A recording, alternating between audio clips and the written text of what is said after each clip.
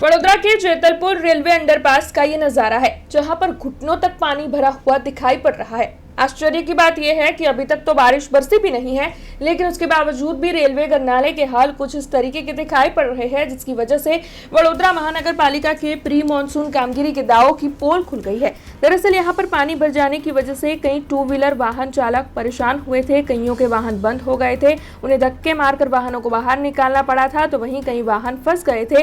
तब traffic jam के दृश्य भी वहां पर खड़े हुए थे। स्थानीयों की ओर से यह बताया जा रहा है कि ड्रेनेज लाइन ओवरफ्लो होने से अंडरपास में पानी भर गया है, लेकिन वडोदरा महानगर पालिका की ओर से इस वक्त भी प्री मानसून कामगिरी के बड़े बड़े दावे किए जा रहे हैं कि कामगिरी शुरू करवा दी गई है, लेकिन बारिश के पहले ही इस तरीके से जब अंडरपास में पानी भर गया है तो ये वडोदरा महानगर पालिका की कामगिरी पर कई सवाल उठा रहा है।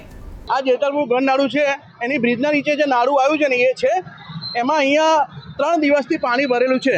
પરમ દિવસે આ લોકો આવી ખાલી પાણી ખાલી કરી ગયા, પણ એમ ના થયું કે ગટરો ખાલી કરીએ। આ પાણી ક્યાંથી આવે છે એ અમને ખબર નથી ને અમે રોજ અહીંયાથી ચાલતા જવાનું હોય કોઈ પબ્લિકને પણ તો તકલીફ પડી રહી છે। હમણાં જોઈ લો તમે, ગાડી અંદર બંધ પડી ગઈ છે। હમણાં થોડીક વાર પહેલાં ટુ વ્હીલર બંધ થઈ ગઈ હતી, એટલે આ તો રોજનું જ છે।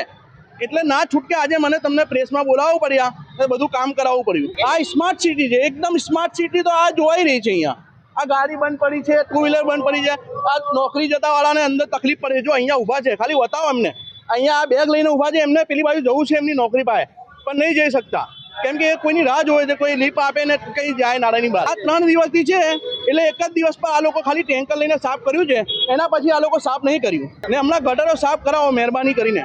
हमसे जुड़े रहने के लिए हमारे YouTube चैनल को सब्सक्राइब करें और नई वीडियो की नोटिफिकेशन के लिए बेल आइकॉन को दबाएं।